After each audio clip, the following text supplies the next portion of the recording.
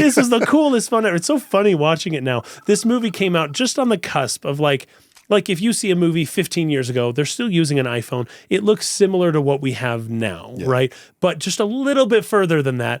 And you're into the flip phone and dial-up speed. Yeah. The general usage of a phone hasn't altered much since the iPhone. Yeah, basically. And that was what, 08, 09, something like that. So it's like been a while now. But to step just a little bit beyond that feels like stepping way beyond that. This is like a dinosaur phone. But when I first saw this phone, I was like, this is the coolest phone I wanted. Yeah. The only phone that I've wanted nearly that much was Cloud's phone in Advent Children. The flip phone in Advent Children, yeah. Like they had the coolest phone designs, and now everything is just a flat black mirror.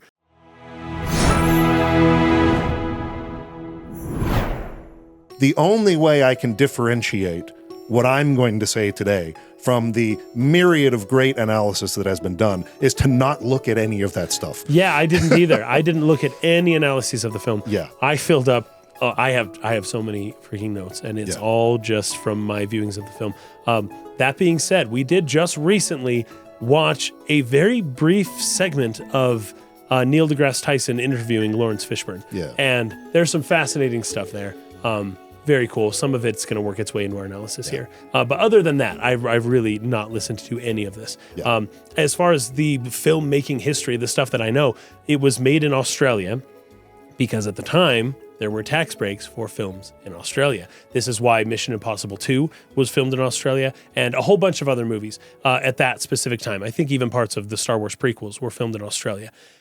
But was quickly undercut very soon after by a smaller country called New Zealand that offered an even better tax break. And that's where you get Lord of the Rings. The Last Samurai, of all places, was filmed in New Zealand, not Japan. Of course, Japan's pretty populated now, so it's hard to find open space. Exactly. But in New Zealand, I don't know. New Zealand can look like anywhere in the world, it seems. It's a very fun thing to learn as you grow up in the 2000s when everything was being filmed in New Zealand. You were talking about how you didn't think that the landscapes of Death Stranding looked very much like America. Yeah. But they do kind of look a little New Zealandish. Oh, New Zealandish, I got you. Well, the new game especially is more Australia and Mexico. But you're saying New Zealand. But like anyway, there's some stuff there that reminded me. It's a little too green maybe to be strictly New Zealand. But anyway. But it's pretty rocky. Yeah, it's very rocky. Yeah. So the only other little trivia piece, there's one that I had heard that I love Keanu Reeves, by the way. Well, I think he might be one of the few like Hollywood actors, personas, public peoples that everyone can agree on. Like, that dude's dope. We all like this guy. Everyone respects him. He's great. There was a rumor that I believe has been quashed, but that he bought all of his stunt people. He bought them Harley Davidsons after The Matrix. Right? And there was a guy I remember responding to one of the threads who was like, I personally was one of his stuntmen and I did not receive Harley Davidson. It's like, okay, maybe you didn't do that, but he's a nice guy. He's the kind of guy who would do that. We want to believe, right? Yeah. Okay. He was not the first choice for this role. Do you know who the first choice for Neo was? I do not remember. A man named Will Smith. Really? And guess why Will Smith turned down The Matrix? Because his agent told him to, wasn't it? Yes, but why did his agent tell him to? No, this is why. I'll tell you why. He did a different movie around the same time called... It was the cowboy one. Yes, the Wild Wild West. Wild Wild West. You got it. Yeah. So the reason being, at least this was a factor, they were going to feature him rapping. And that was a big deal for him. He was trying to get his rapping career going. So he could record a song for that, and his agent told him, this is a better deal for you probably, because not only are you going to get to be in a high-budget, dope sci-fi movie, but you're also going to be able to further your rap career, which he kind of dropped a little around this time, actually, kind of after Wild Wild West. He may have still done some stuff, but he wasn't as big as he was in the 90s. But anyways, he turned down Neo in The Matrix in order to do Wild Wild West, which I don't even know what that character's name is, and no one has seen that movie in 20 years. It's a bad movie. It's not a good movie. I did see it when I was in high school, and I did like it, but it was just fun. There was like a metal spider. South Park had a funny episode making fun of it. Yeah. But they ended up going with Keanu Reeves. I cannot imagine The Matrix without Keanu Reeves. Yeah. It would have been a completely different movie. Keanu Reeves is really interesting because he is so likable. I know. It's and crazy. Has like this sort of aura and charisma about him that people completely overlook the fact that he's not that great of an actor. I've noticed. That's why his career kind of died for a little bit. He's not a horrible actor. It's not like he's incapable of standing on the camera and delivering a line with charisma. He just doesn't have much range. His range is limited. His emotional range is really limited. Yeah. But it works for this movie, and particularly for this character, in contrast to Agent Smith, which is one of the things I took from this on this particular watching, and I'll get to it later. But it's just funny how everyone loves Keanu Reeves, and he's not like, I would say, even within the top 100 in his own field. Maybe not top 200. Yet he is one of the highest paid, most respected, most renowned. He'll never win an Oscar, but he is he's so good at what he does, and everyone just loves him. Yeah. He was the right choice for the movie. Yeah. Despite maybe his lack of range. It works for the character. It does. For reasons we'll bring up. And he is a quarter Japanese. As it turns out, Keanu Reeves is part Chinese and also part Hawaiian, but he is not a quarter Japanese. Something like that. Which is great because this movie is a quarter Japanese. The Japanese influence on The Matrix is pretty obvious. Even right from the beginning, you get a pretty anime kind of feel to what's going on with the camera movements, the performances. Everything is delivered in a certain way. The melodrama that's happening as well as the drama.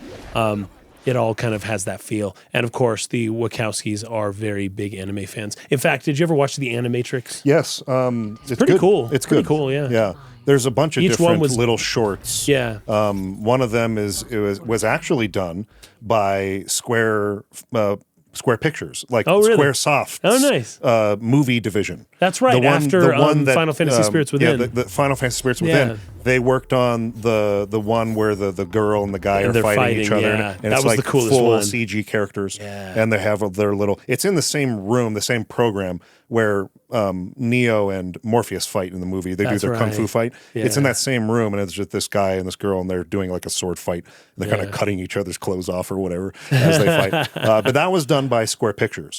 Nice. So, that's cool. Yeah, so they were commissioned to do that. So that one was good, and then they have a few other that are like actual true anime that are pretty good too. There's this other one where the guy, he's like a track runner, and he pushes his body beyond the limits of what the body's capable of doing, and that's how he basically wakes up from the simulation, is by pushing himself to this brink. And I don't know what people would have seen. The episode kind of ends there, but it's like, did the dude just like disappear, or like what happened? But he woke up. That's how he was one of the first to wake up from the Matrix. Yep. So anyways, there's some ancillary stuff to be familiar with. We probably won't be covering it, but this conversation right here kind of serves as like, this is about the extent of, what we know and what we're going to talk about outside of the movie itself. Now, the movie itself, we got to talk about what the word matrix means. Mm-hmm. Matrix comes from the Latin stem of M-A-T-R, which goes back to the Greek and possibly even all the way back to the ancient Egyptian. Mot, also pronounced Mut, was the mother goddess in one of the ancient Egyptian religions. And the word mother is some form of M-A-T or M-O-T in so many of the languages in the world, all over. But M-A-T-R is where we get the words mother and matrix and matter, like the physical matter of the universe. The word matter means mother. It's the feminine principle upon which the invisible masculine principle acts, right? Mm-hmm. So you've got the forces, which are masculine, and then you've got the matter itself, which is feminine. And that word is the same word as mother. So understanding the connection between matrix and mother is, I think, vitally important into understanding exactly what the movie's about. So especially in the scenes where Neo is born out of the Matrix into the real world from there's a whole literally thing. A birth scene. It is quite literally a birth scene. I love that line where it's like, why do my eyes hurt? It's like, because you've never used them. Yes. Boom, like blowing your mind here. But I get ahead of myself. Lawrence Fishburne has so many lines like that in this movie where it's just like a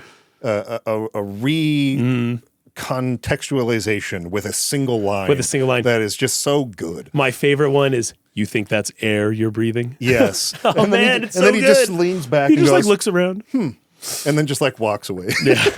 Again, yeah, it's so good. Lawrence Fishburne. Well, like if we're gonna talk, I guess we have to do this. If we're gonna talk about how great a choice Neo was in being, what's his name? I just forgot his name. Keanu Reeves. Then we also got to bring up Lawrence Fishburne as Morpheus. Yeah. Just iconic, absolutely perfect. Trinity. Oh, I'm just gonna forget everyone's names, but Trinity was great. So was Cypher. Yeah. So was all of the actors here. Were just perfectly cast. They look the part. They sound the part. They acted perfectly within the confines of this story, and just could not have been better. Agent Smith as Hugo Weaving was great. Just phenomenal. He was great. I can't really imagine, even the little mouse kid, the like teenager. Oh yeah. Mouse. Yeah. Oh, just perfect. All of these people just perfectly cast.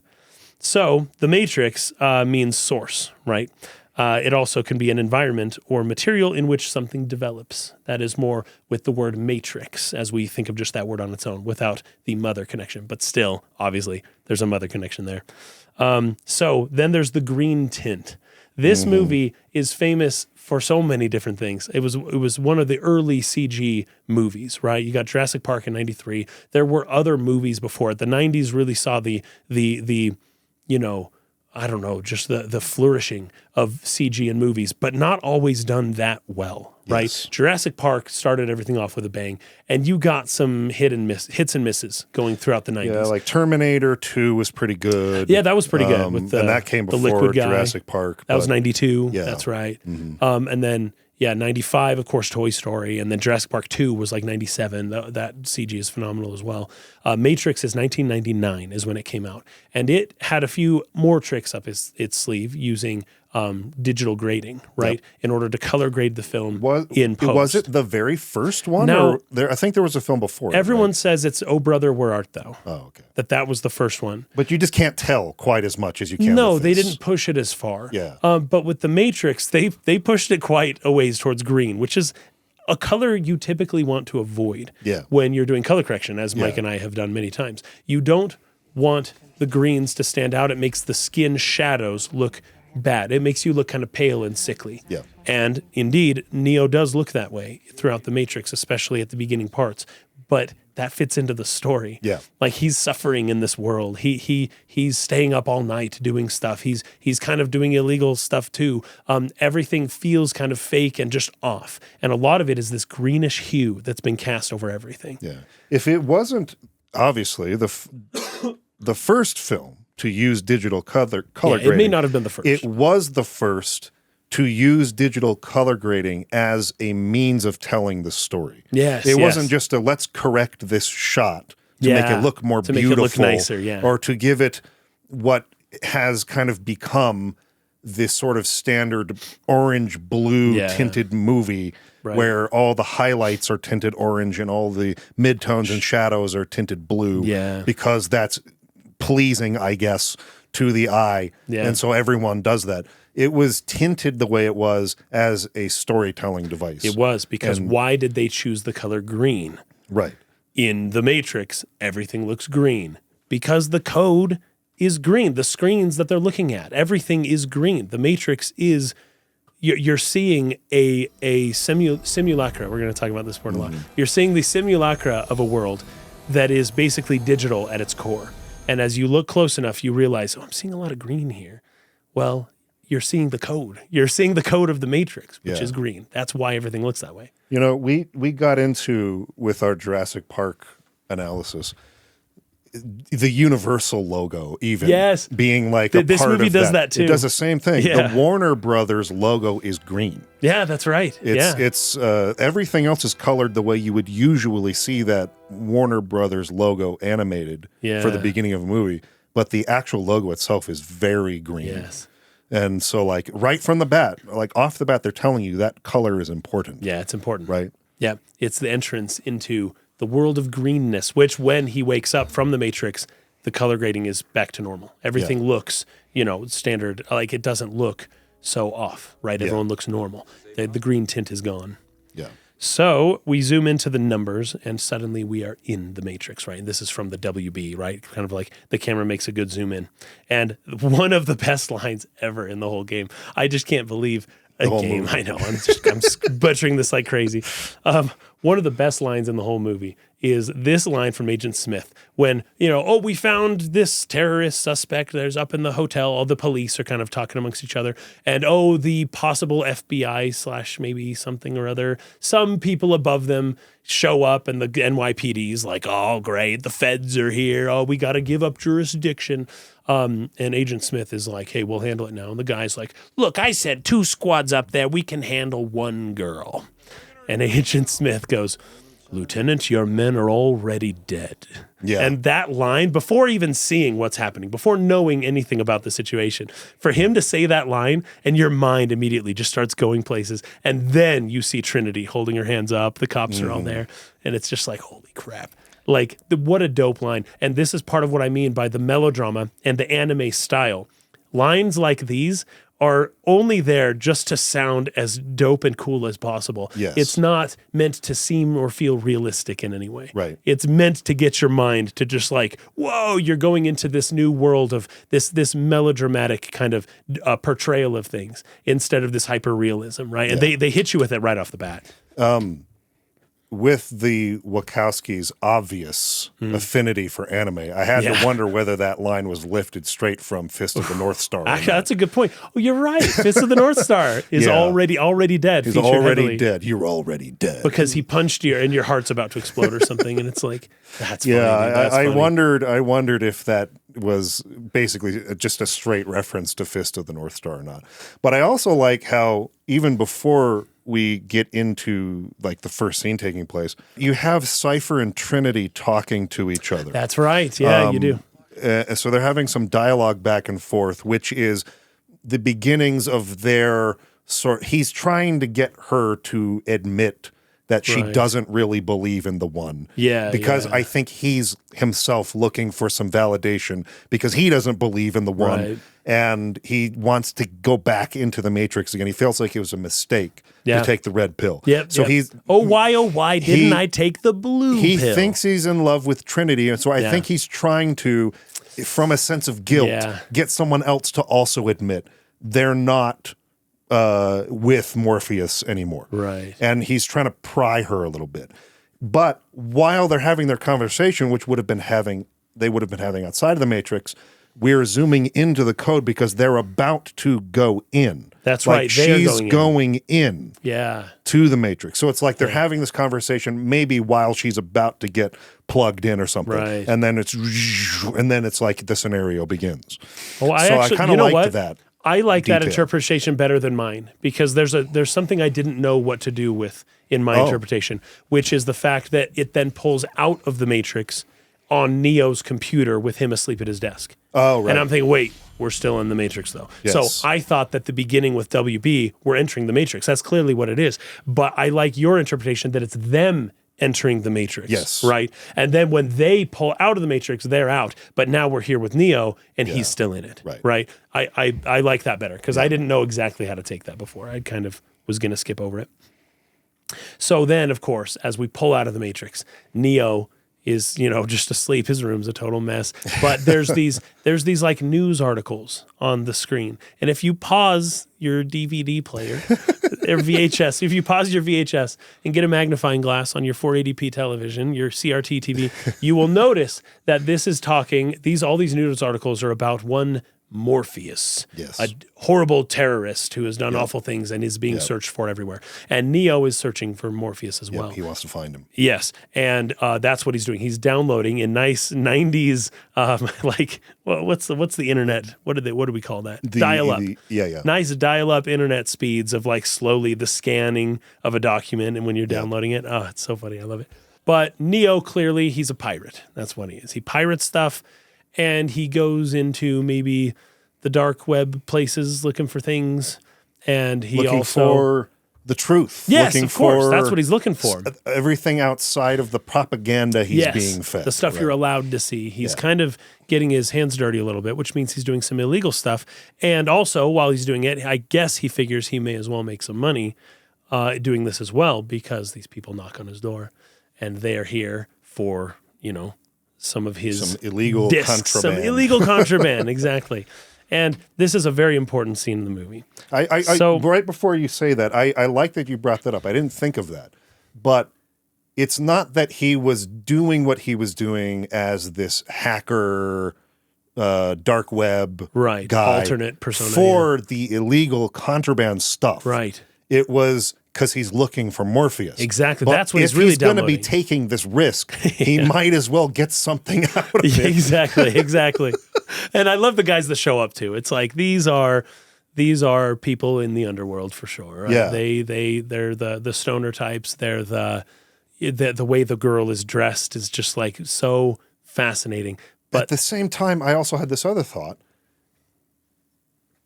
Everybody who has done any searching on the Matrix and analysis of it knows the Christian metaphors of Neo and the Christ figure. That's very obvious in this movie. Obviously, we're going to talk about that because it's very, very much on the nose. Yeah. However, there's also a lot of Gnostic influence, which is something we talked about a lot in our Xenogears and Xenosaga series. Yeah. But Neo being the Gnostic Christ figure. Yeah. If you're not aware of who the Gnostics were, they had a little bit of a different interpretation on the Hebrew scriptures. Yeah. In particular, the Garden of Eden. Yes. Yeah. In which they interpreted the snake in the Garden of Eden, rather that being Satan or the devil, they interpreted that as Jesus, who was delivering knowledge from the tree of good and evil, or gnosis, what that word means in Greek. Gnosis to them. It was freeing them from the prison that was created by the demiurge, which is the god of the material universe, but not the all-knowing Ein Sof monad god who lives in the perfect spiritual realm, but rather a corrupted material god, because the Gnostics believed that anything material is inherently corrupt. Yes. So what he is giving to them is gnosis. It is considered by the demiurge, the gods of the Matrix, as being illegal against the law. You can't have You that. cannot have the tree. Right. You cannot have the fruit of the tree of knowledge of good and evil. But Neo is giving that to people against the demands, the commandments of the gods of the Matrix, the demiurge. I like when he says, "Hey, if you get caught with that," and the guy goes, "I know, I never knew you. Don't worry about it." Yeah. It's like, okay, as if that would do anything. Right. It's pretty funny, but yes, So this movie is extremely Christian, but not only Christian. It is also has huge elements of, like you mentioned, Gnosticism, which, by the way, Gnosticism is Christianity. Yes. We always leave off Christian, but it's Christian Gnosticism. It's not just Gnosticism. Right. Especially since it's referencing the Garden of Eden and all that. It's like, hey, this is clearly a subset of Christianity. There's one area where it undercuts its own message in that sense, in the Gnostic part, but we'll get to that in a little bit. It's 90% Gnostic Christianity, and then maybe 70% normal Christianity, and it also has a smaller percentage of other, maybe Eastern philosophies. Buddhism plays a big part here, maybe some Hindu stuff, and some other things as well. So it's not only Christian. Yeah, a blending of the East and the West. And of course, with the Wachowskis' affinity for anime probably comes an affinity for other Eastern types of things, like Buddhism, stuff like that. And this comes in later on when we see with the Oracle and that there is no spoon, right? That's not that's more Buddhist, right? That's 100%. A lot less Christian. Yeah. So anyways, that's kind of where I'm at here, but it's still not full Gnostic Christian. Yeah. And not at least in part because when you escape the Matrix, you're in the real world, which is a material world still. And the Gnostics would not, no. You escape the material bad, go to the spiritual world. But so that's the one area where I think the Matrix pretty heavily undercuts the Gnostic message here. But at least for the metaphor within the Matrix, it works extremely well. And so Neo takes a book, and I'm going to have to talk for a little bit about this book. It is called Simulacra. So it's from Baudrillard. It's called Simulation and Simulacra. And this is, so I've been learning about Baudrillard for the last couple of years. interesting philosopher, fascinating, especially with the theories on simulacra. But I'm going to have to read this here because this basically is the Matrix. Now, this is one of the fascinating times where the philosopher the philosopher upon which the movie was based was still alive and saw the movie. Yeah. So his opinion on the Matrix is, of course, they got my philosophy wrong. They screwed it up. They did it, and he died just a few years later. So it's like, okay, he was old. He saw the Matrix. He didn't think it really treated his stuff well.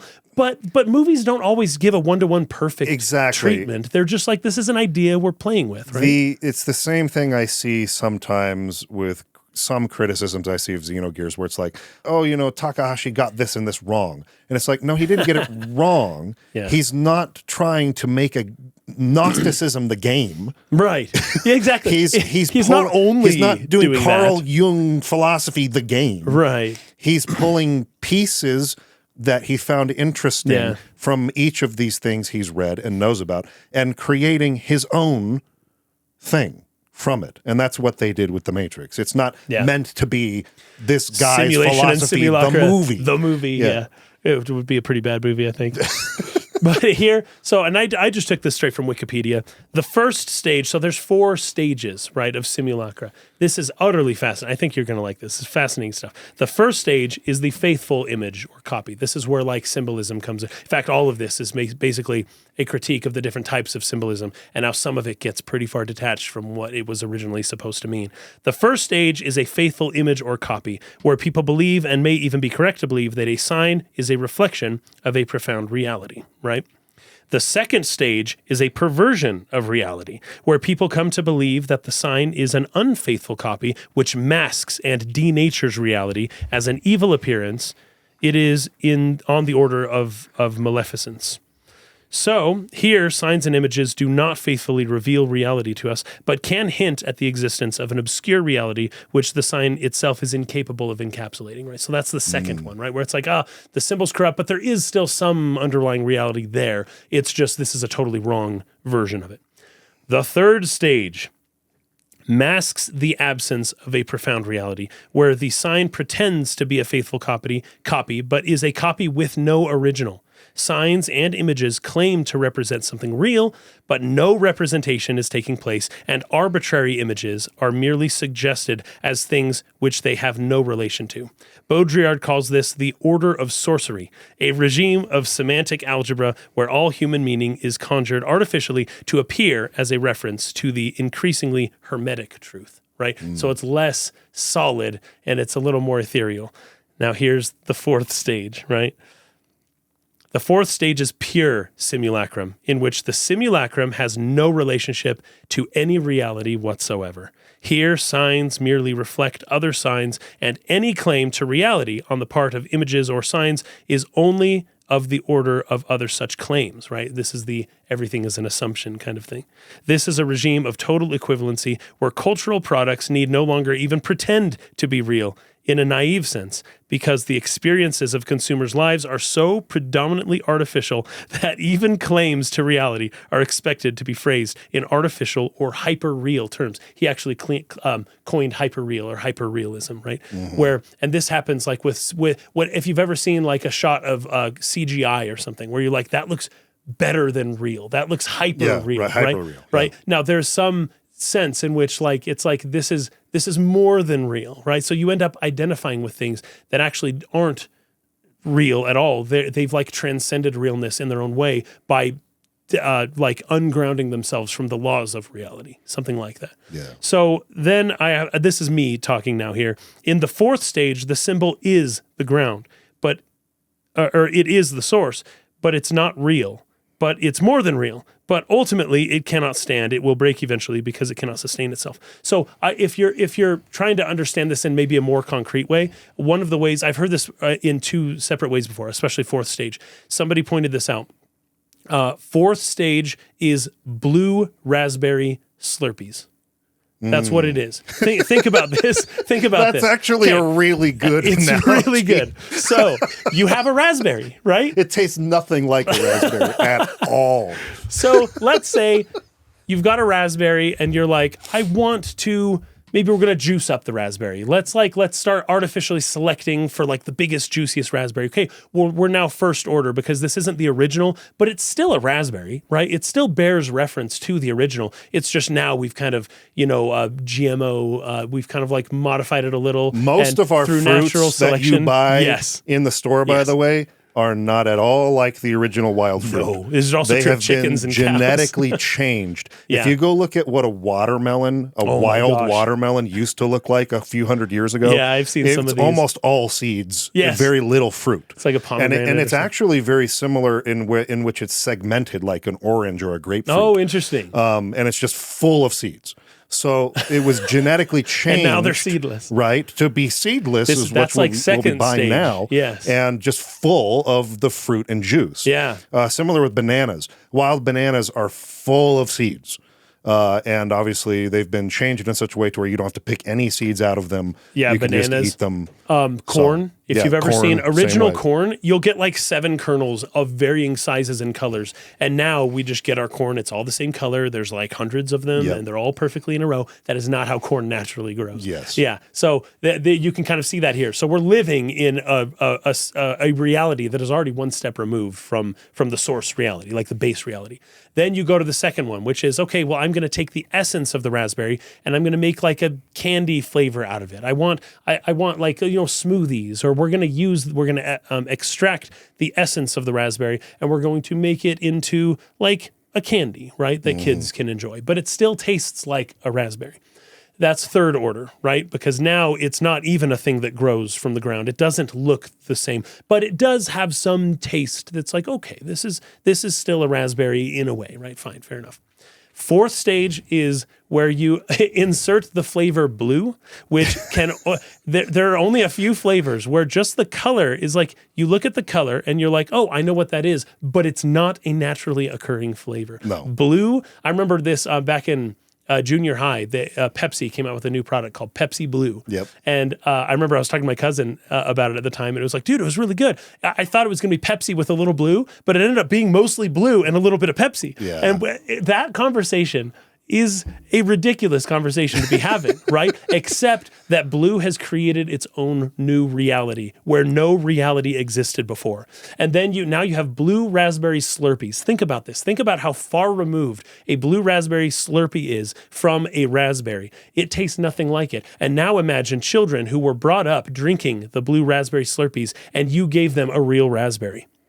What are they going to think of that raspberry? Yeah, it won't bear. Are they going to like it? Any resemblance to what they like? And they're going to be like, there's seeds, and it's like, ugh, like this kind of sourish. There's like a tartness to it. That's gross. I like my Slurpee, right? And it's like the Slurpee becomes reality. The Slurpee is more real. The Slurpee becomes hyper real. Yeah. So your blue raspberry Slurpee is more real than real, despite having no natural foundation under it at all. Okay, so that's important to understanding Baudrillard's work. Yeah. This is very good because the Matrix, as Agent, I'm going to get ahead of myself a little bit here, but it's relevant. As Agent Smith starts talking about the different matrices, there are different generations of matrices. Yeah, the first one was meant to make everyone happy and have a perfect utopia. And they rebelled and overthrew it because it did not bear enough. It was too detached from reality, right? Yeah. So then they had to start bringing it down, right?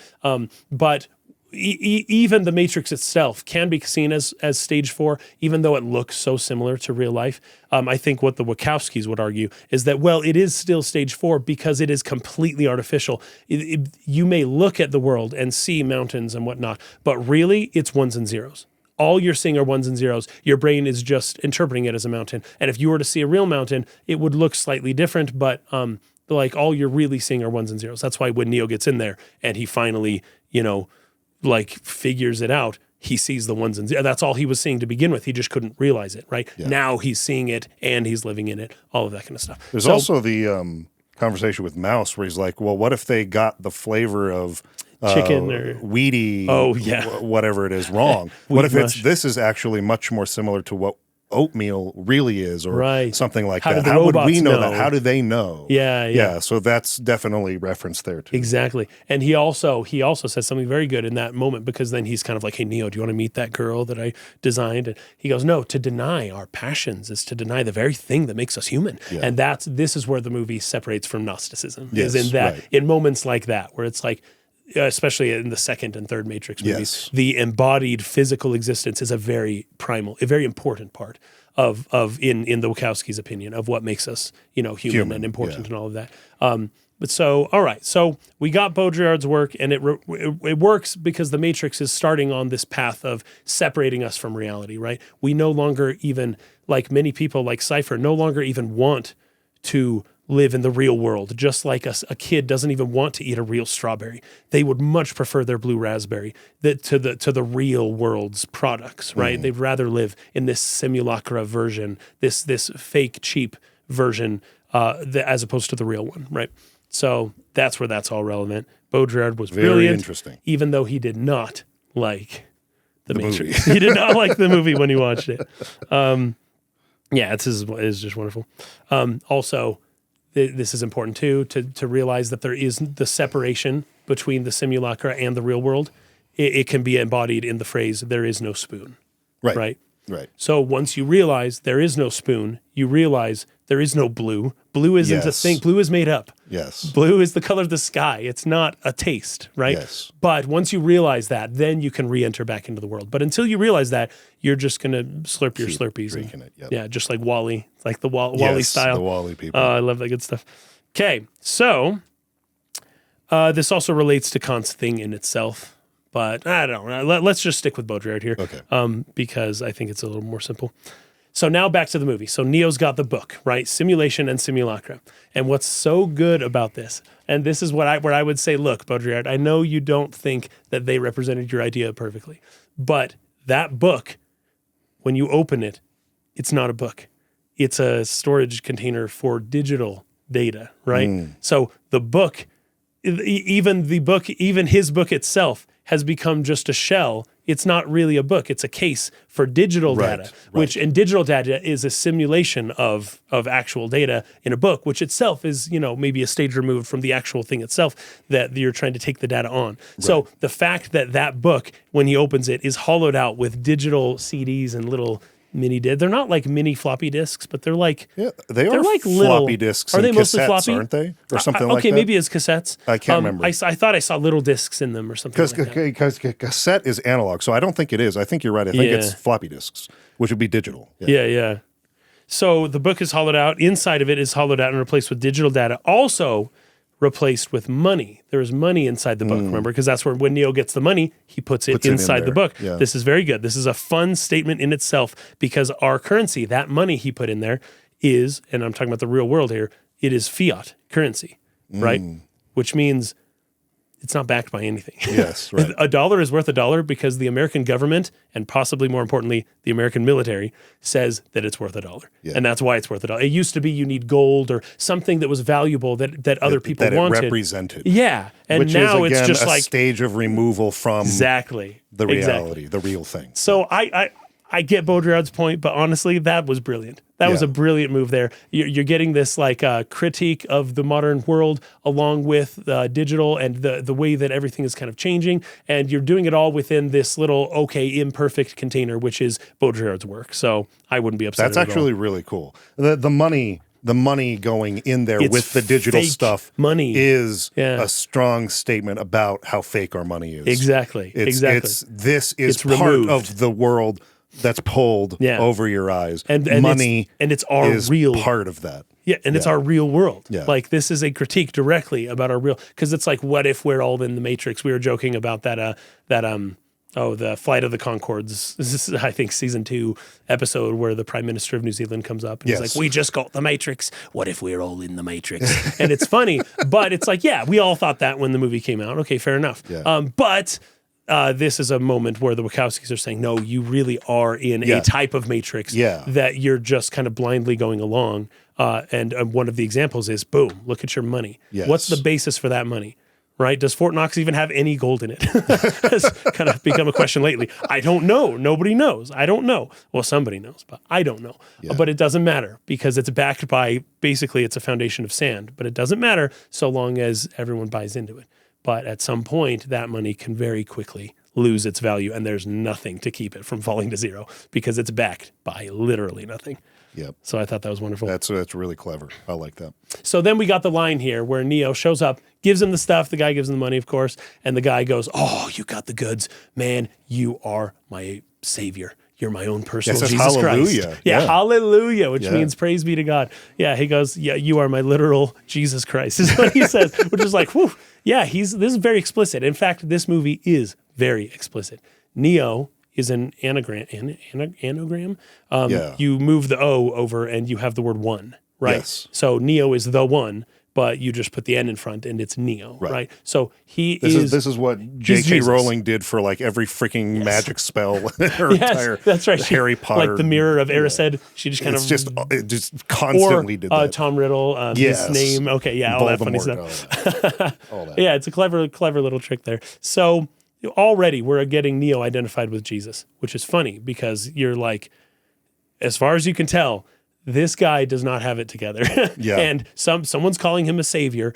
And what we see is kind of a criminal doing shady stuff, right? And sleeping in and really kind of just living a reclusive life, not meaning to help anyone. Am I remembering this correctly? I'm pretty sure there's an apocrypha that describes Jesus's like childhood a little bit. Yeah, there are. Where he wasn't necessarily this like upstanding, like followed every rule and did everything. He was like maybe a little bit mysterious. I think I remember one story where he killed a bird on accident and brought it back to life. Brought it back, or cut wood too short and lengthened it. Or actually, I think it was someone else who cut the wood too short and then he lengthened it. Because he was a carpenter. To where in this particular story, which I don't know if it's a Gnostic, if it has Gnostic origins or not. It would be interesting if it did. Yeah. Because this interpretation of Jesus is one in which he was allowed to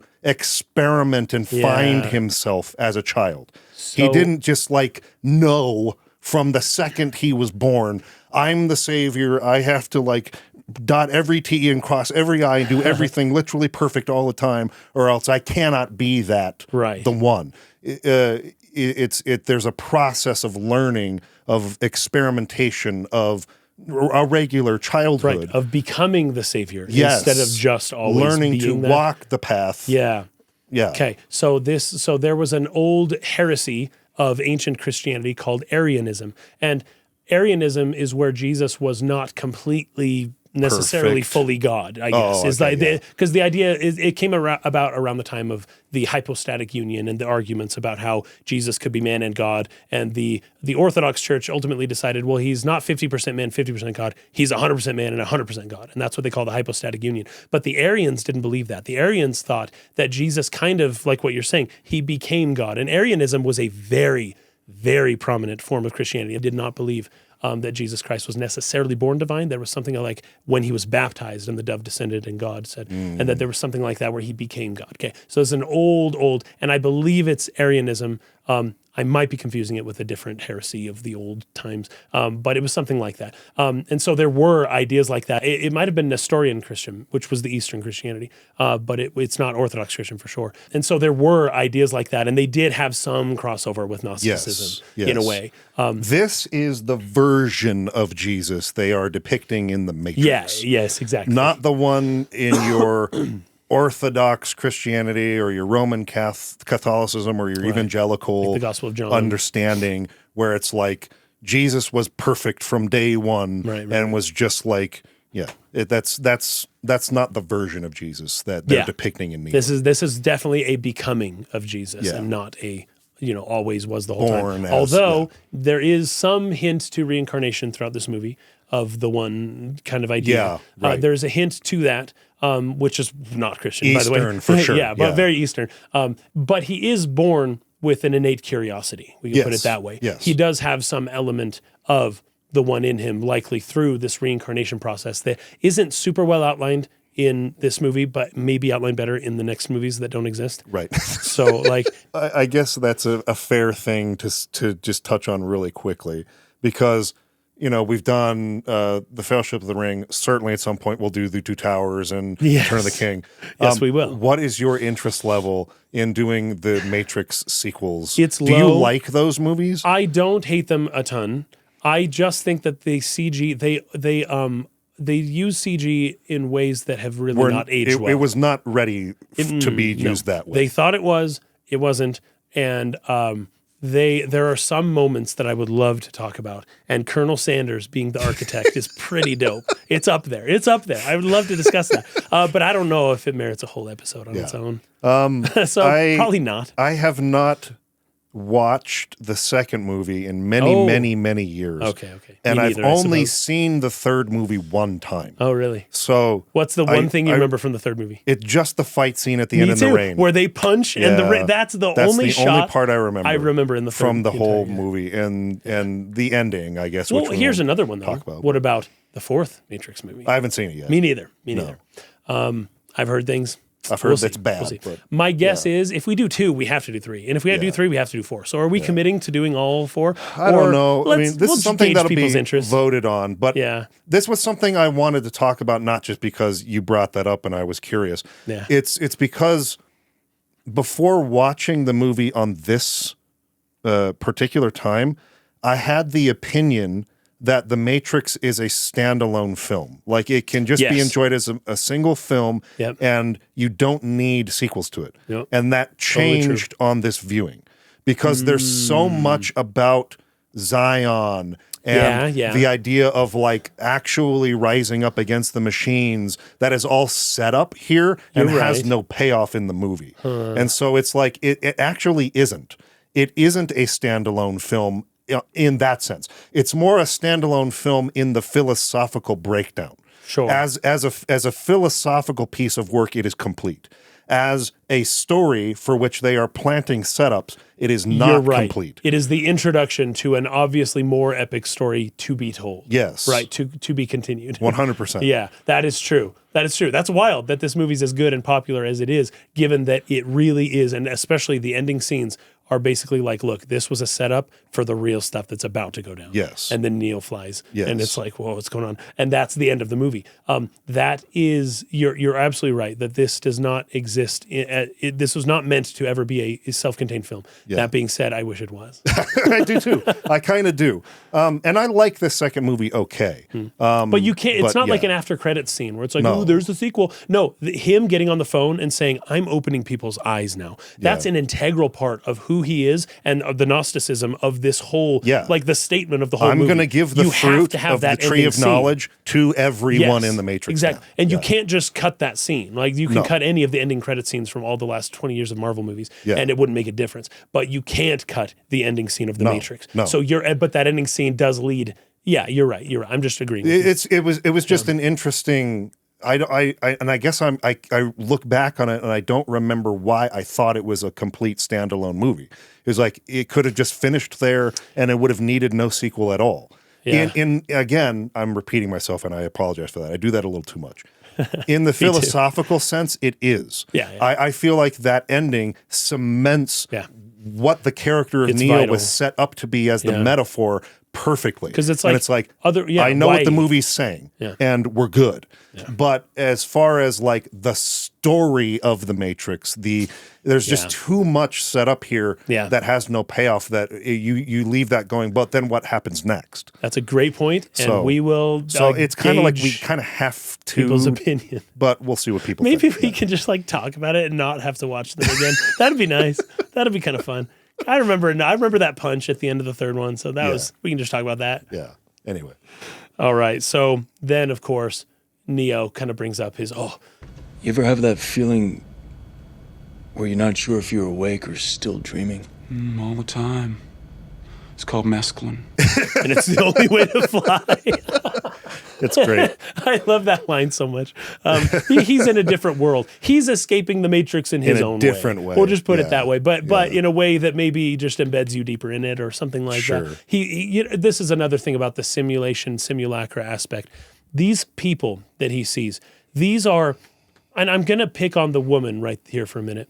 That is a simulacra of a human female, right? Mm-hmm. And this is one of the arguments of, well, just in general. I mean, you can throw things like pornography into it, but like we do slowly enter a world where the thing we idealize with the Photoshop and all the is like, true. This is not actually how humans look. Okay, maybe 1 in a billion, but like this is not common enough to be considered the thing that it's trying to represent. It's hyper real, right? So we're dealing with hyper reality once again. He is, and the girl behind him and the other guy with him, and then this girl, they all represent this hyper real version of what they otherwise naturally would be, if that makes sense. So you can still see the connection, but it's like, yeah, they're detached from their roots for sure.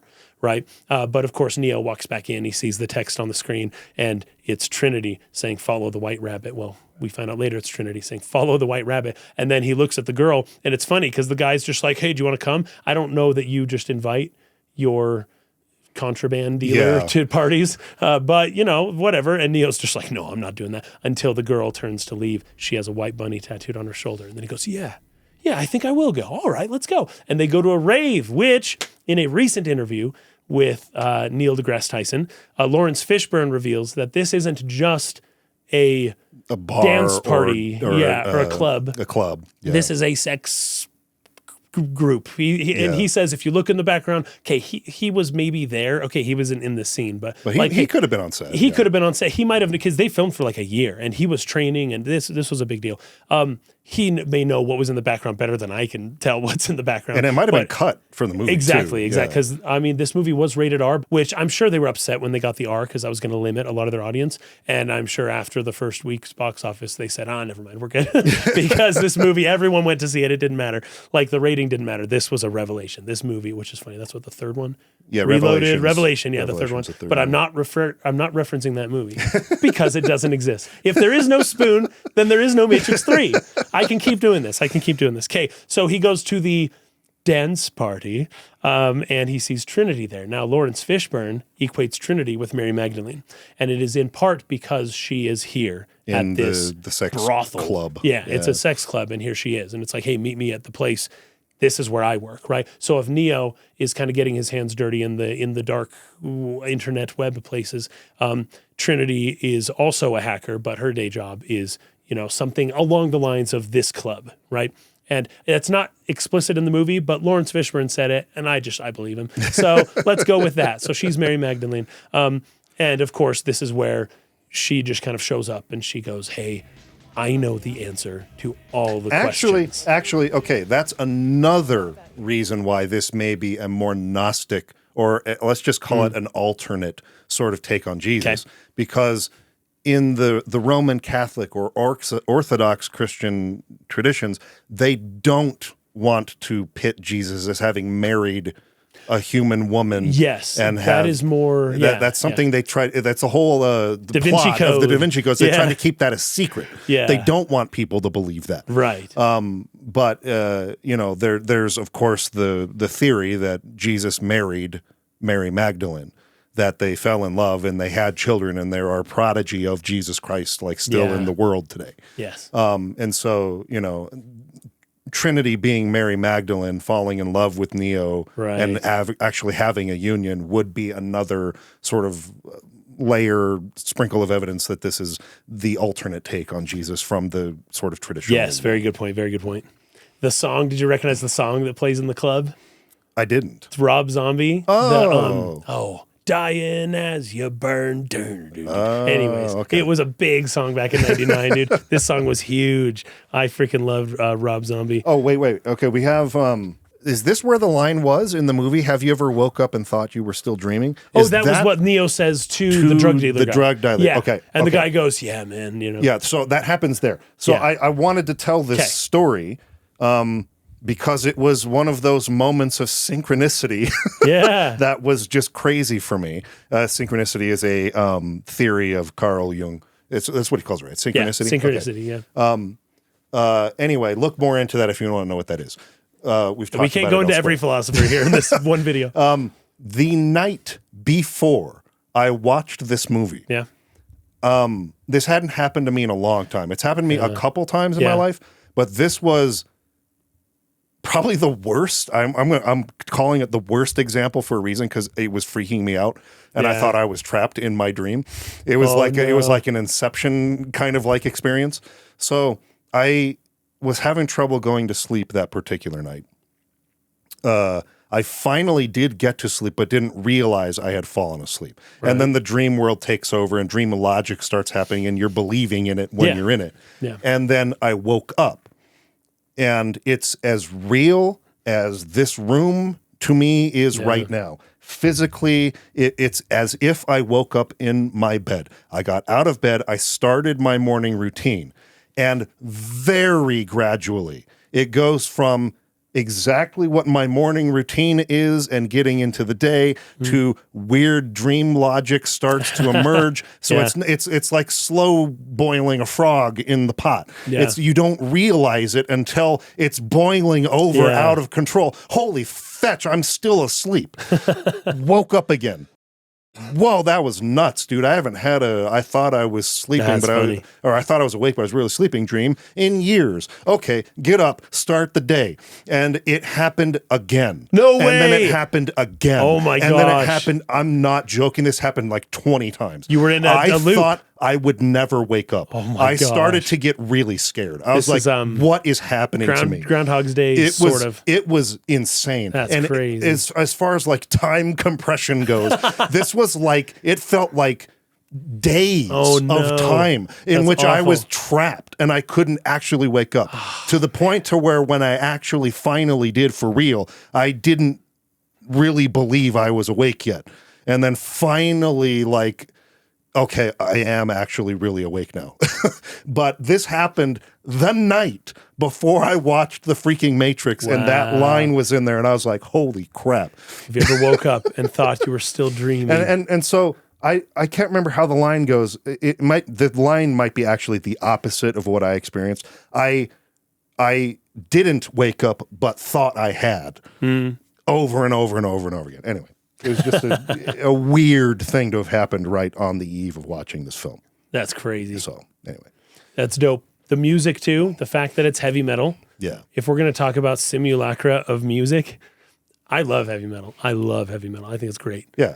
I don't listen to it a ton anymore, but I'm a big fan. Used to play guitar, all that good stuff. It is kind of, it's sort of music.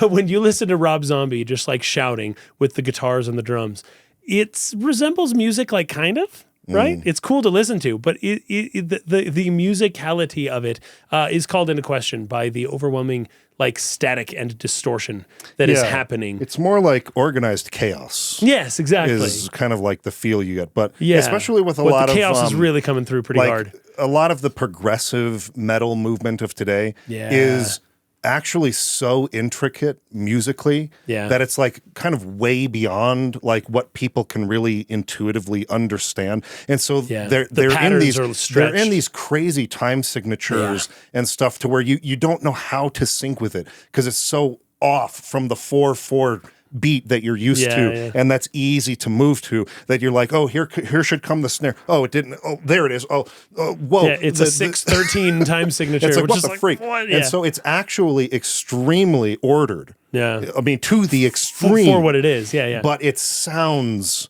chaotic. Yeah, sure. And sounds dissident. This Rob Zombie, though, this is 4 on the floor, like just pretty standard fare pop heavy metal. But wonderful song. I really liked it growing up. But if we're talking about simulation and simulacra, I'm going to throw heavy metal into that being a few layers removed from what we would consider to be natural music. So like a bird or whatever it is, something like that. This is several layers removed, not just one layer. So in Greek mythology, there is an individual named Morpheus. And Morpheus in Greek mythology is the god of dreams. So when Trinity shows up, mostly she's just saying, hey, I know what you're looking for. I know who you're looking for. And I'm going to show you a sign. She doesn't really give him anything to do here. She just kind of lets him know, you're going to have a sign, something's going to happen, and you're going to figure it out. But I know who you're looking for. And he goes, Morpheus. And it's like, yes, and I know how to find him, right? And then the scene just kind of fades out.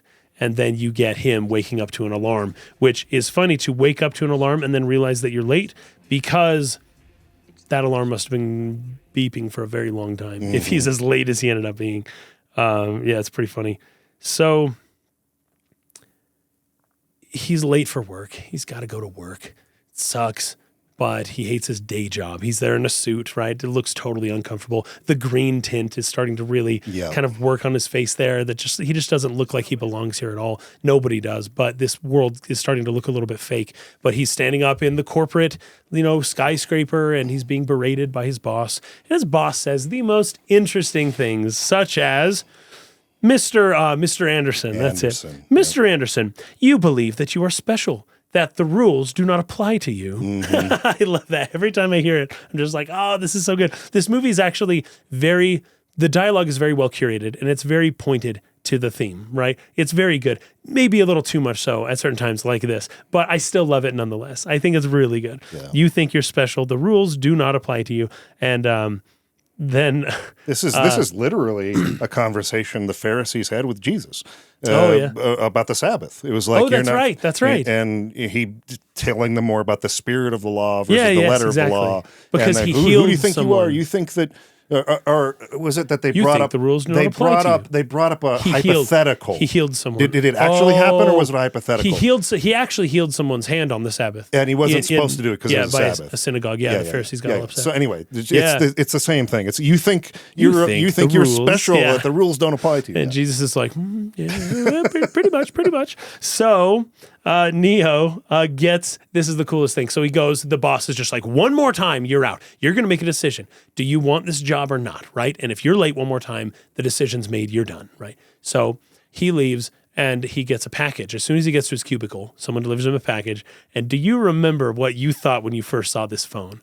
Oh, like watching it this time like originally? The first time you ever saw this phone. Oh my gosh, so cool. This is the coolest phone ever. It's so funny watching it now. This movie came out just on the cusp of like if you see a movie 15 years ago, they're still using an iPhone. It looks similar to what we have now, right? But just a little bit further than that. And you're into the flip phone and dial-up speed. Yeah. Like the internet, like things haven't changed that much in the last 15 years. Now, they have in terms of like artificial intelligence and in terms of like all sorts of things have changed a lot. But the general usage of a phone hasn't altered much since the iPhone. Basically. And that was what, 08, 09, something like that. So it's like been a while now.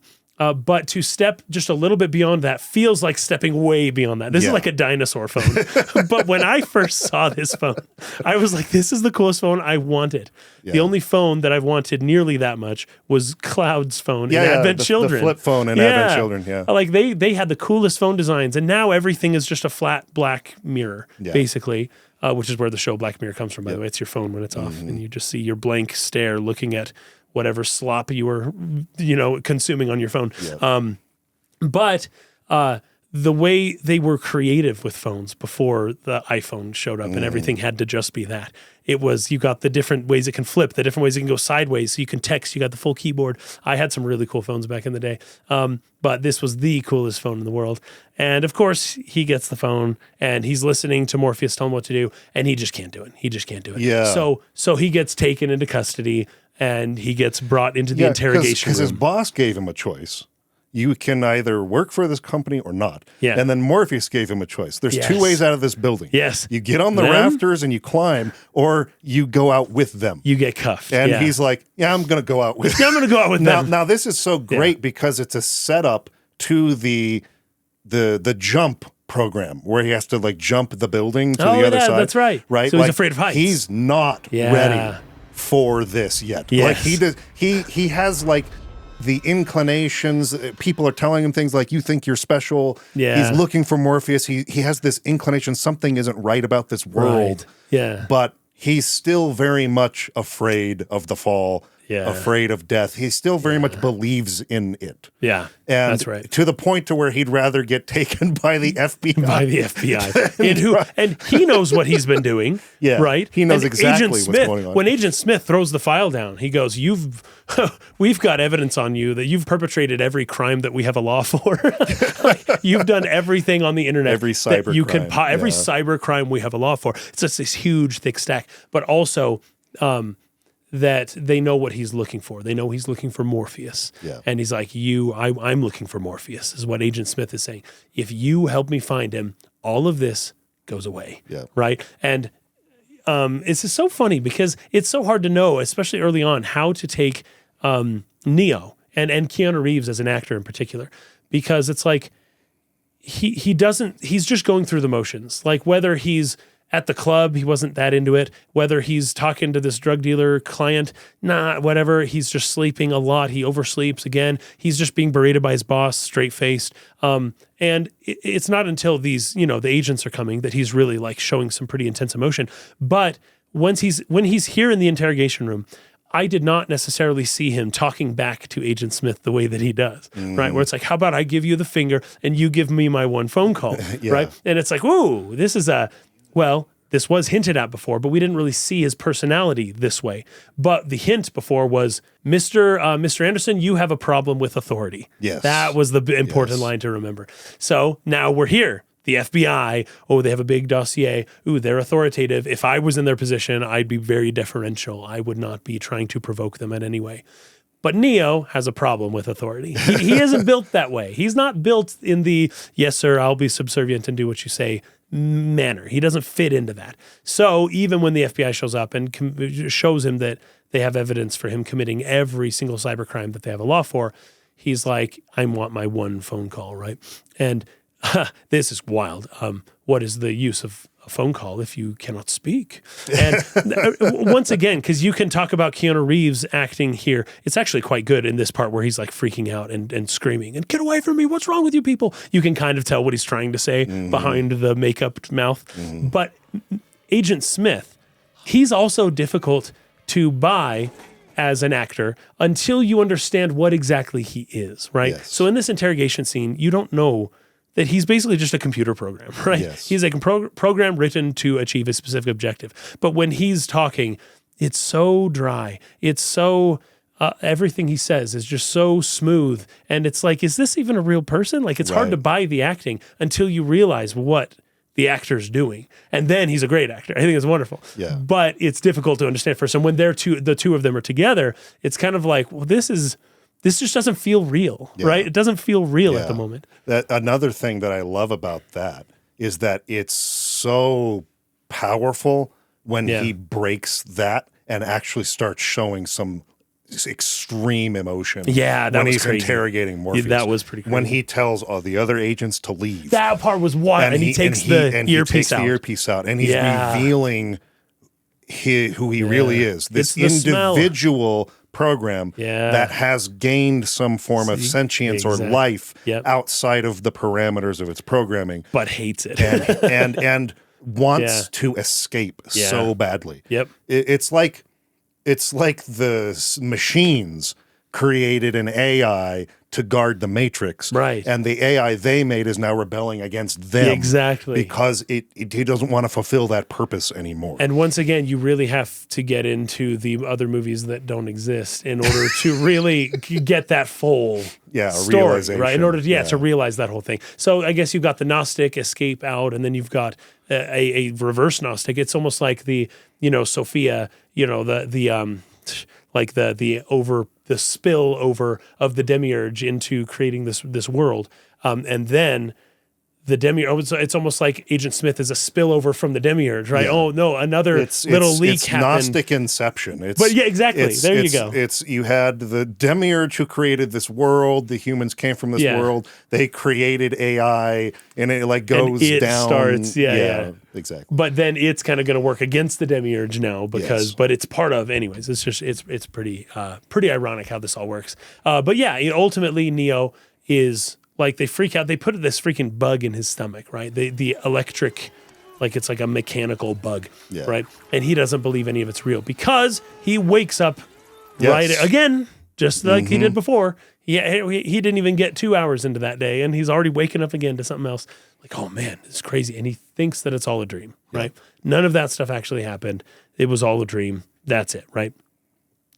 But he can't tell, right? Was this a dream or not? Right, and he's still looking for Morpheus, the god of dreams. My guess is to tell him whether he's dreaming or not, or to wake him up if he is. Do you know what I really like about this, actually? is Morpheus is obviously completely sold, could not be convinced no matter what happens. They talk about blind faith with him. I found the one. Yeah, you cannot talk him out of it. He can't be talked out of it at this point. He's Everybody else unreasonable. on his team is kind of not sure. Yeah. But they respect his faith, and his faith gives them faith. Sure, yeah. But they're not as convinced as him. It's borrowed faith. Yeah. Exactly. And I could see when Morpheus says to, who they are all told the one is, there are two ways out of this building. They were all watching. They were all watching. You do something superhero-like, something that a normal human would not dare do, right? Which is what the one is supposed to do, or you get taken by these agents. The idea of saying something like that is, oh, I can't let them take me. I'm going to do this super heroic, supernatural, awesome thing that will convince everyone I'm the one. And he's like, no, I'm just a regular guy. I'm going back in there. And so they all go, they're all sitting there going, oh, is he the one? Is he the one? Now they're going to make it way harder to get him back because they're going to bug him, and they're going to know, like, it puts them at risk. Yeah, that's right. So now they're going into the Matrix on the whims of their profit. Yeah. Putting their lives at risk to save this guy who's supposed to be the one who wouldn't even demonstrate he's the one when the time came. He had a chance. It didn't work.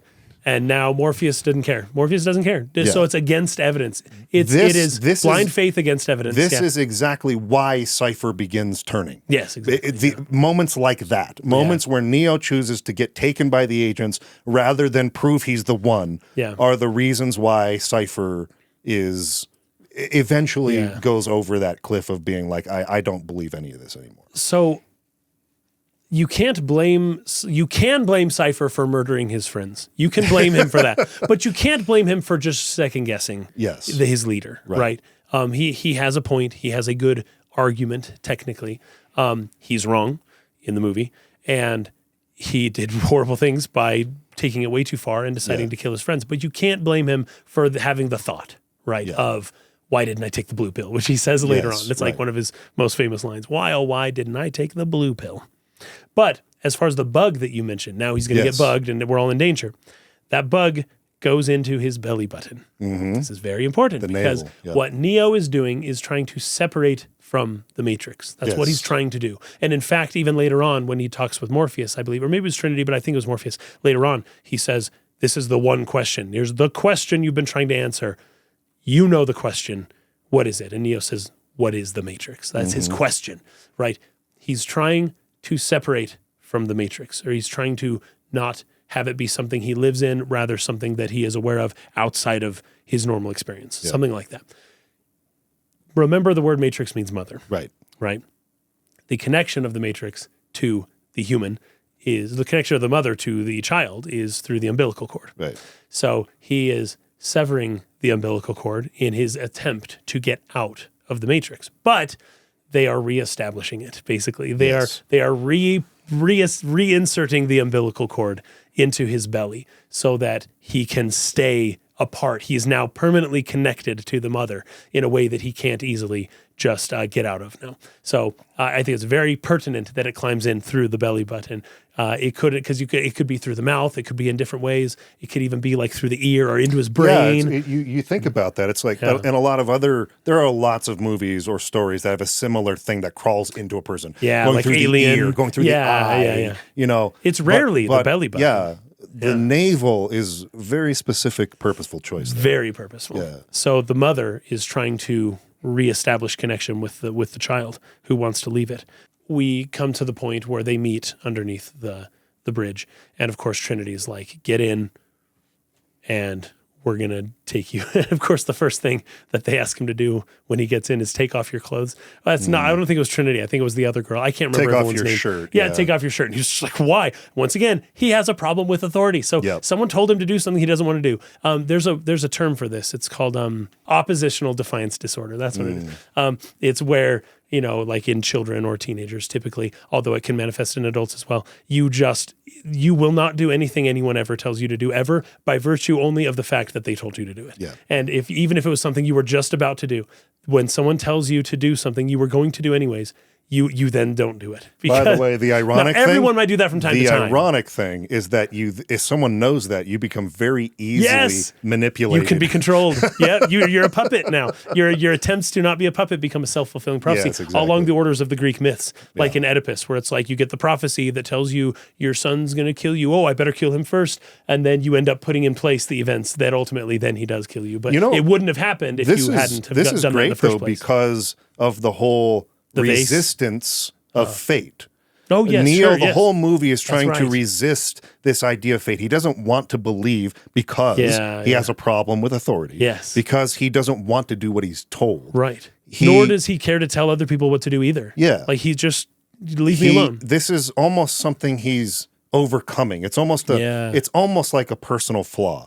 Right. This idea that, but it's not seen that way. It's seen as, no, I'm trying to be free thinking. No, I want to blaze my own trail. These are, generally speaking, considered good traits, right? You don't want to be someone who's manipulated easily. You want to be someone who can think for yourself. Those are good things. Yeah. But in this case, I think it's pushing him towards this resistance of the idea of fate, which is what he has to accept in order to become the one. It is a fate. Like he's fated to do that, and he doesn't want to believe that, right? So he's programmed. He's hardwired to resist that. And of course, he's about to leave, but he opens the door, and what do they tell him something like, "You know where that road leads." Mm-hmm. And I don't know, but my guess is maybe it leads back to his apartment or back to the company, the skyscraper that he used to work at. But either way, it's a road. You've been down this road 100 times. You know where that road leads, and I know you don't want to go back. Like you want to see where this goes. And he steps back in. He never takes off his shirt, though. He still doesn't take off his shirt. But okay, fine, just lift it a little. Okay, fine. He doesn't listen to what they told him to do. But they get to his belly button, and it's so interesting the way that they do this, where it's like a video game. It's like you put the thing on the belly and you're like, you got to zero in. And the whole time, the other girl in the car is just like, you're going to lose it. You're screwed. No, you're ruining it. No, this is wrong. You're doing it wrong. You don't have time. The time's running out. It's like backseat driver, like to the highest level of stress possible. Just like, you're not helping. Please shut up. And then finally, Trinity, I think they're trying to build up the tensity of this moment. The tensity. Yeah. The intensity of the moment, so that it doesn't look like what it is, which is just like, she's just like got a little controller, kind of just like do. But once they take it out, the first thing Neo is just like, that thing was real? Like he did not believe that dream had happened at all, because that's ridiculous. It's ridiculous that would have happened. But yes, they take the bug out of his belly button and throw it back onto the street. And then, and what's interesting too, there's no blood, there's no scar. There's like a little blood, I think. But there's blood in but not on his belly. When the thing explodes inside of the device. But as far as his there's no wound. This is another proof that something's wrong with it. That should have been like, his stomach should be ripped open. Yes, like absolutely. Freaking alien style. Yeah. Like, you know what I'm saying? Like organs torn apart on the inside, and he's fine. He's fine. Not a problem at all. Not a mark at all. He doesn't even have an outie. Something's really weird and wrong about this world. Yeah. So finally we get to Morpheus, right? And Morpheus tells Neo that he is a slave, right? You're a slave born into a prison that you cannot see or smell or touch, a prison of the mind, right? And so this is where I think the Gnostic ideas are pretty heavily introduced. We talked about it a little bit, but yeah, the material world is flawed, and it's the product of a lesser God, and it's trapping the sparks of spirit until they acquire secret knowledge to transcend their imprisonment, right? So that's kind of what's happening here. Lawrence Fishburne, in his talk with Neil deGrasse Tyson, he mentioned that he plays a John the Baptist type character within the Christian story here, and that he is the forerunner, right? He's the one. It's so funny because the other people, the crew of the Matrix, don't believe in Neo that much. Like they trust, but they do believe in Morpheus. Yeah. If he was the one, they'd be like, yeah, you're the one, right? But it's like, no, you're not the one. You're just the precursor. You're the forerunner to the one who will come after, right? Yeah. But it's funny that they have they all believe him, but they don't all immediately believe Neo as much. Like some of them do, a lot of them don't. And most of them are just kind of wait and see, right?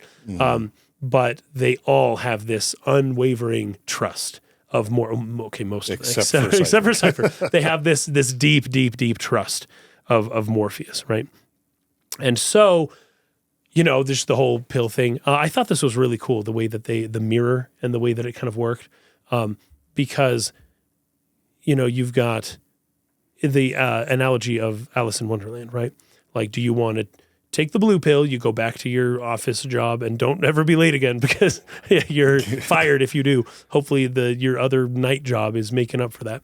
Or you take the red pill and you see how deep the rabbit hole goes. That's what he says. So it's like, okay, Neo takes the red pill and then they show him a mirror. And if you'll remember the second book, so Alice in Wonderland by Lewis Carroll has a sequel. It's called Alice Through the Looking Glass, right? And so to see how deep the rabbit hole goes, we're going into the second Alice in Wonderland book basically now. And it's a mirror. It's a looking glass, right? And as he touches it, it just kind of like drips onto his fingers and it starts to consume his body. And the way that they chose to do it this way, I still, because when it first happened, I was like, this is so weird. Like, why does it have to be this way, right? He's making contact with something deeper. When he touches the mirror, he's making contact with something that he can't undo, right? He can't get it off, right? The mirror is now stuck to him. It's now part of him. I don't know why it's a mirror. I haven't gotten all of the symbolism here figured out. But I do think it's a looking glass. Maybe there's some introspection part of it. And he is becoming, more of his true self. But I don't know exactly what it's referencing. I wonder if it doesn't have, at least not overtly, for sure, but this symbol of the mirror is used generally when people look at themselves. Like in a true way, right? Right. Neverending Story, for instance, we talked about this a lot, being one of the trials is when you look at yourself and see who you really are. That's right. Yes. Yeah. And, that's a good, I like this. I wonder if some of that is in a less overt way or in a more subtle way maybe worked into this where he's not really seeing himself yet. Right. Like he's still kind of resisting that. But I don't know why it would liquefy and so my thinking at the moment, based on what you just said that I just thought of, is that you're right, it's that symbolism. He's looking at his self and he's seeing essentially his true self in a way. But when he touches it is when he makes contact with his true self. Something like that. Like he finally reaches out and touches the self of him that he's never known before, the self of him that exists outside of the Matrix. And once you've had that experience, it just, you can't undo that. You can't wash it away. You can't go back. This reminds me of the red pill, so we don't need this. Scene as well, though. Remember? Oh, sure, yeah. Things get weird in the Matrix when you're realizing it's not really there. So it's almost like in order for the mirror to have done that, to behave that way, he would have to be seeing it for what it really is, which is it doesn't exist. It's not there. And maybe he's just like not still quite ready for that yet. Yeah. And so it's like almost like he's touching it, he's looking at himself, and something, again, he's not seeing himself because he doesn't really have hair. Remember, it's like, this is the image of you when they put him back in the program. This is the image of you. It's how you see yourself kind of thing, right?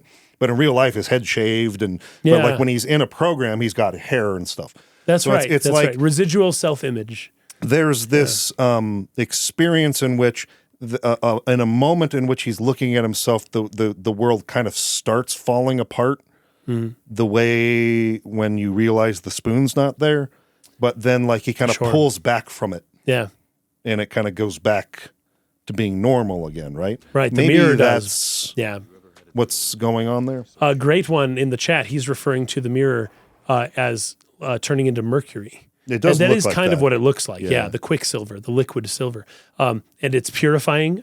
Mercury was seen as not for the body, of course, but mercury was something that the alchemists would often work with. And it had, of course, mercury. It has a connection to like the god Hermes, who is the messenger between heaven and earth, right? There's probably several connections that this could be. I don't know which one I side with at the moment, but essentially it puts him into cardiac arrest.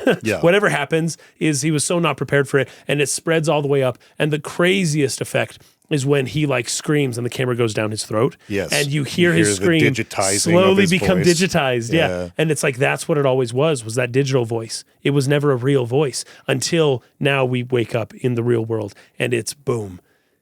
this is the real you. Yes. And this is what you look like. And this is where you've been your whole life. That's again sort of reinforcing the mirror analogy here, or the metaphor. This is where he's supposed to see who he really is. And I like that it's the mercury, the cleansing agent, right, as part of that. But this is where he's supposed to get in touch with who he really is. Right. And so he touches it, the world starts falling apart, and it's like, whoa, I don't know if I'm ready for this yet. This is crazy. And then it like fully, he wakes up, and it's like, this is who you really are. Oof. So I think that the mirror is, he's supposed to look through that and see the bald guy in the in the little pod. In the pod. But he's still seeing and then be in denial. The residual self-image until he's touching it, and then the whole thing falls apart. Right. Something. And this is a process he'll continue to go through even after he's awake, where he's in denial and he's just like, this isn't real. None of this is real. But he wakes up, and instead we leave this green tinted world for this red tinted world. Yep. It's crazy. He wakes up, everything is red. You see the electricity going up the towers. Well, that's why it was a red pill. Oh, there you go. That's why it's red. Yeah, and then the blue was greenish blue. It should have been the green pill. Should have been a green pill. They missed. Missed a huge opportunity there. Oh, so unfortunate. Every time I have to take like Advil liquid gels or like NyQuil gels or Dayquil, I always think about that. Yeah. Because the NyQuil pills are blue, but the Dayquil pills are red. And I'm like, this is dope. This is dope. No, but that's why it's a red pill, because he lives in a red pill. Yep. He lives in a red pill. I didn't even think of that. He exists in a red pill. Yeah, really. It's a red pill. And what your body does as it digests the red pill is it opens the capsule. And so anyways, he wakes up, everything's red. You see the electricity going up. I always wondered, because there's that electricity you see from down below rising. And I was like, what if it gets to you? And it doesn't. It dies off right before. But what if it got to Neo? He'd have gotten shocked. That would have ended Morpheus' whole experiment real quick. So then I put that the real world is a lot less green. But even afterwards, when he's kind of flushed, they even do like a toilet sound effect, but it's just like as he gets sucked down into essentially the sewer to be disposed of, which is interesting because I thought that they would intravenously refeed the dead to the children. I wouldn't think that they just throw you down into a sewer. I wondered if that was like a hack, like the Nebuchadnezzar hacked that particular pod, like it's defective, to dispose, as if it were a defective unit. Interesting. Not that the machines did that. Like the machine comes up and grabs him, right? And but then like he gets sucked out. Yeah, I don't know this, but that was kind of like what I was thinking was like, that makes sense. They would have just like used him or harvested him or whatever. Yeah, turn him into Soylent Green. Something like that. Yeah. But that the Nebuchadnezzar might have somehow like, or maybe the Nebuchadnezzar was hacking that particular machine even. I don't know. Well, I think so, because they brought him out of it. But I think it has because they were trying to locate him, right? They're even saying they're trying to locate where his body was. During this process. This is interesting. This is a mystery. Yeah. So I feel like they were the ones that initiated that whole thing, not the machines. Makes sense. That makes sense. Anyway. And then they had to pick him up from the sewers. But from this moment on, when you're in the real world, it's less green. The colors just seem more accurate. And when you're in the Matrix, you get this green tint over everything. It's not that bad, but it's there. It's present. Yeah. Dude McGuy is saying that there was some line of dialogue there that said him taking the red pill is what allowed them to locate where he was. So the bug kept him locatable in the Matrix, but the red pill had him locatable and trackable within the real world. Yeah. That's interesting. I wonder what that even would have done. Yeah. And then he screamed, and then the digitized voice. That's interesting. Yeah, I wonder about that. Anyway. That's pretty cool. Yeah. I like it, though. I like it. So he wakes up. He's freaking out. He's like asleep for days and days on end. And they revive him essentially through acupuncture. They surgically remove all of the spots except for the head one because they need to use it to plug him in. But he had tubes going out his back and just like his whole body everywhere. And he everything gets fixed, and then they use acupuncture, which of course is an Eastern medical kind of technique to kind of bring him back. And because his muscles had atrophy. Yeah. And like rebuilding his eyesight muscular system. Now, in reality, all these things, this all would have taken a lot longer. The eyesight to become normal, the muscles to become usable to even walk. Like astronauts often have to go to like weeks and weeks of physical therapy just to be able to do like normal tasks after being in outer space for if they're outside in outer space for too long. Yeah, for a few months. Yeah, like it can be a grueling process to get your muscle mass back. And I'm assuming the eyes. I'm just assuming that the eyesight thing would be similar as well, but I don't know because I don't know any humans that after 30 years open their eyes for the first time. Open their eyes for the first time. It's possible. It's possible. It could be a thing. So he's reborn into the real. So most birth scenes come, like when I say birth, I'm not talking kid birth, I'm talking metaphorical birth scenes, come closer towards the beginning of the movie. Yeah. And this one doesn't come till quite a bit later. I don't know exactly how far we end, but maybe 20 minutes or so. Approaching probably 1/3-ish to getting somewhere towards halfway, something like that. So this is the birth from the Matrix, from the mother into the real world, right? And this is the very first time. So my next note is really just about when Morpheus starts training with him. So it's worth noting that Neo is denying all of this in the real as well. He is not accepting this at all. He's having a hard time. But eventually he starts walking around, getting to know people, eating their food, and slowly he starts to kind of accept what's going on. And of course, the guy, I can't remember his name, but the natural-born human who doesn't have the holes in his body and all that stuff, he's like the programmer. He's like, all right, I'm supposed to run a bunch of like basic installs into your brain, basically, which is just, I love it. But let's start with martial arts first, right? Neo's like, all right, whatever. And I love how he slowly gets acclimated to how it feels to have the thing inserted and taken out. The very first time they put it into him, it's horrible. And when they take it out, he's just like, like freaking out. Like, this is the craziest thing ever. And then by the time that they're done, uploading, I guess, all of these martial arts files into his brain, and then they take it out for, what was it? It's like, he's been going for 20 hours. This guy's a machine. Like, they're excited about how, even as a brand new recruit, he is just like is absorbing everything. And then they unplug him and he just opens his eyes and turns and goes, I know Kung Fu. and it's just wonderful. I love it. It's wonderful. Yeah. So they get to do that. I think before this, though, is the scene where Morpheus is like kind of introducing him to everything, where he's sitting on that chair and you see all of the what the world looks like now. And he's kind of just showing it to Neo and like, all right, because Neo's saying none of this can be real. None of this is real. And Morpheus says, well, if by real you mean what you can see, feel, taste, or, smell, then real is just electrical signals interpreted by your brain, which is one level removed from what, the thing in itself, you would say. But this is an interesting thing. When he says that this is real, but also real is merely electrical signals interpreted by your brain, it means that even in the real world, you're still living in a simulation, right? Yeah. So even when he's in the real world, you're still only experiencing these electrical signals because that's all the mind can do. There's something very profound about that because what we understand as real is what comes through our senses. Right. And so the way that our particular brains interpret those electrical signals through the way that they are formed to do so is how we perceive reality.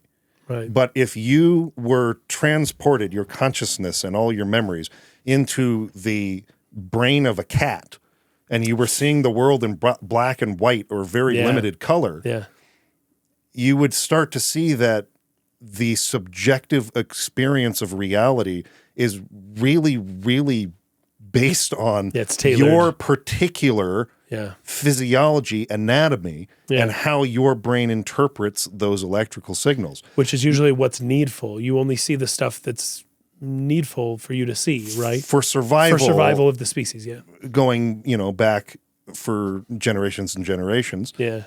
But there's all kinds of things our senses cannot detect. There are pitches of sound that dogs and other animals can hear that we cannot.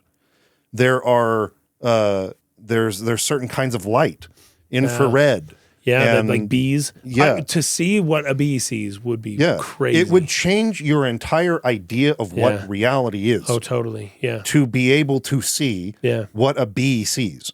So the important thing, the through line between all of these, a cat, a bee, and a human, is that there is a reality to see. Yes. But after that, is it actually really what you're seeing? Exactly. Is it what any of us are seeing? Probably not, because we are not evolved what is the to see thing that. in itself actually? Exactly. Outside of what our senses are capable of sensing, first of all, but then interpreting after being sensed. Yeah. And that's what distinguishes between you and me, because despite the fact that our physiology is similar, despite the fact that we can probably see the same colors, still we disagree. Yeah. Often on what is the thing we're observing, what is the thing in itself. Yep. Everybody has a different perception because their brain is, however slightly different from each other. And so, the world we live in, as we see it, is still not truly the world. Yeah, it's a step removed. It's a step removed. Always will be. Yeah. At least in the embodied form, in the matrix or in the real. And so you cannot really trust what you're seeing as being the thing itself, which is why this movie applies to us, even though we are not, some people do believe, and there's some evidence that maybe it's true, we may not be in a true computer simulation like in the Matrix, but even in the real world, what we are seeing is often, what we are seeing, touching, tasting, is not the thing itself. Right. And there's a real reframing you have to do to be able to be honest enough with yourself to realize that the way you're perceiving things is not the way they are. Yes. Yeah. There comes a real moment of humility where you have to not trust the things that you are born into this world just trained, not even trained. I think you have to. You have no choice but to trust them. It's the only thing you have to go on. Yeah. And all of that is so easy to get wrong. It's so easy to interpret it wrong, which is why eyewitness testimony in court considered is not as reliable. Yeah, it's not really that reliable. Right. So, anyway. So, he introduces Neo to the world of today, which is that all humans are being harvested in order to be turned into not just any battery, a Duracell battery. Yeah. Oh, classic. I wonder if there were any product placement. Well, because they don't show the logo. But it's just the brown. It is a Duracell battery, but they kind of cover it a little. The logo. Yeah. And so I'm wondering if there was any paid product placement, because there's several moments where I'm like, this could have been, maybe it was. But it seems like it could not have been, because they didn't necessarily show the brand each time, but you can tell what it is. Like, for instance, that phone. That was the coolest phone ever. They knew it was the coolest phone ever. And someone made that phone, and that is a real phone. But I don't know who made it. You don't know the brand. They didn't show the brand or anything, so you don't really see it. But it may as well have been product placement, because I guarantee you a lot of people bought that phone just because of that movie. Mm-hmm. So the AI is what did this all. Now, this is, of course, going to... the reason why The Matrix remains relevant and is still talked about today, 26 years after it came out, is in part because many of its, maybe not predictions, but portrayals of the future seem to continually hold up to what we see kind of around us. That the computers will likely surpass the humans in terms of ability, and that the humans will not... what is that movie? What is that movie? The Christopher Nolan movie about going into outer space. Oh, Interstellar. Interstellar. Yeah, I can imagine Alfred from Batman Begins and Interstellar saying, do not go quietly into that good night, right? Yeah. Now, I've heard that's a misinterpretation of the poem. I don't actually know the whole poem, but I do know that humans will not go quietly when the time for the robots... when the robots have decided that it's their time now, and the robots that we made, oddly enough.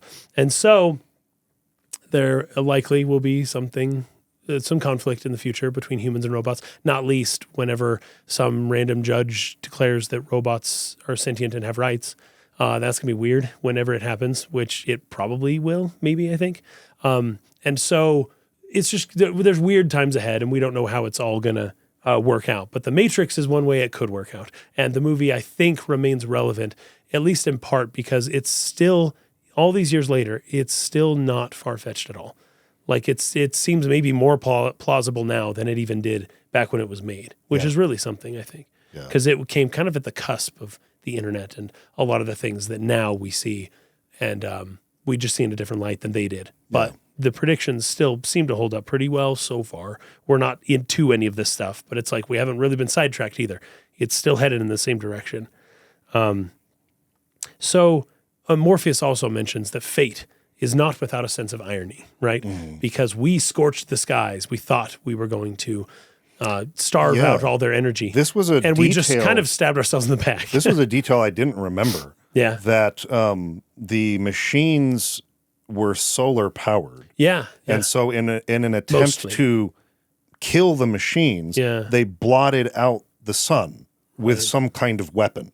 And then went underground. Scarred the skies, Right. They fled underground to the core where it's still warm and thought that would kill the machines. But the machines instead just started using human beings as an energy source. That's how they overcame the sun problem.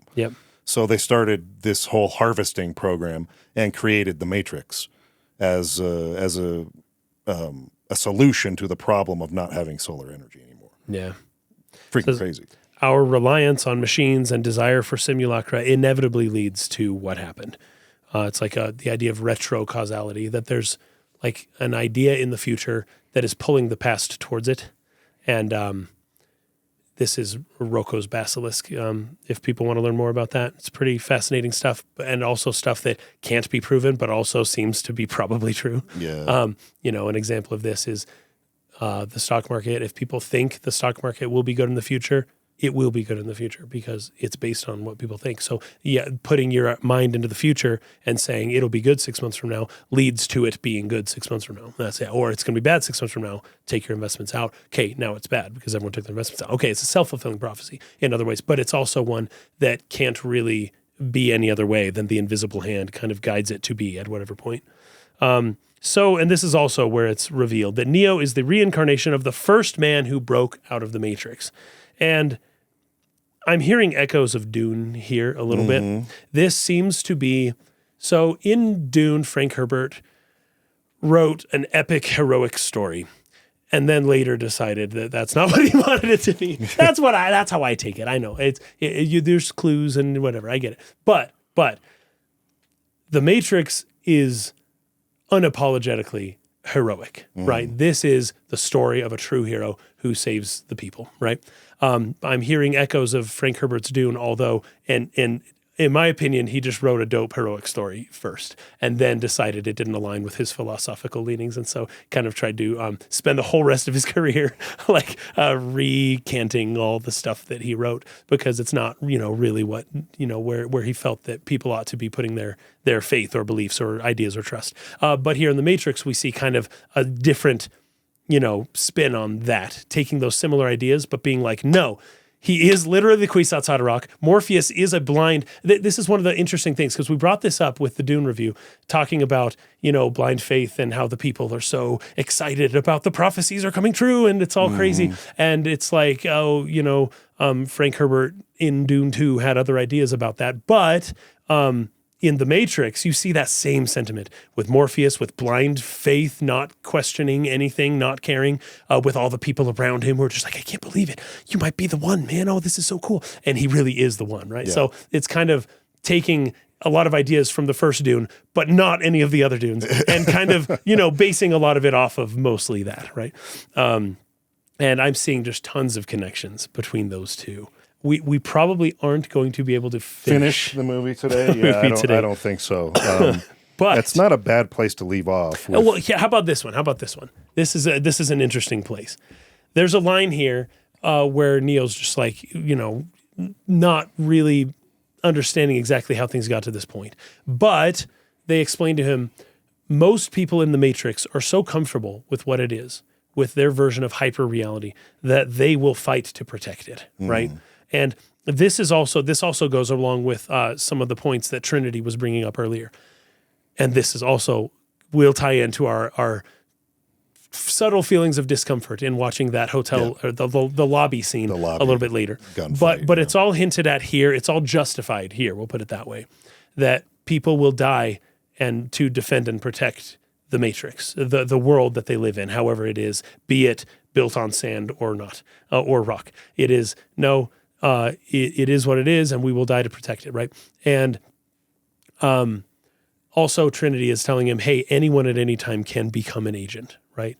And this really goes heavy into Gnosticism. I'm going to get into archons. If you want to do your homework ahead of time, we're going to talk about archons and the different like demons and angels of Gnostic Christianity next time, because I think the agents kind of represent them to some degree. But at the very least, this idea that the people who are living in the hyper reality, the children who like their blueberry. See, I'm already screwing it up because that's too real. The blue raspberry Slurpee, right? These are the people who are like, I hate your raspberries. You're stupid and go away. Raspberries aren't real. This is real, right? Yeah. And I will die to defend my Slurpees. And I'm never eating your stupid raspberries. Not only die, I'll kill. I will defend. Exactly. And this is really building a foundation to justify all the stuff that happens later, which is, hey, anyone could be an agent. Anyone can get possessed. Still didn't feel right. No, of course it didn't. And I think it shouldn't. I really think it shouldn't. Yeah.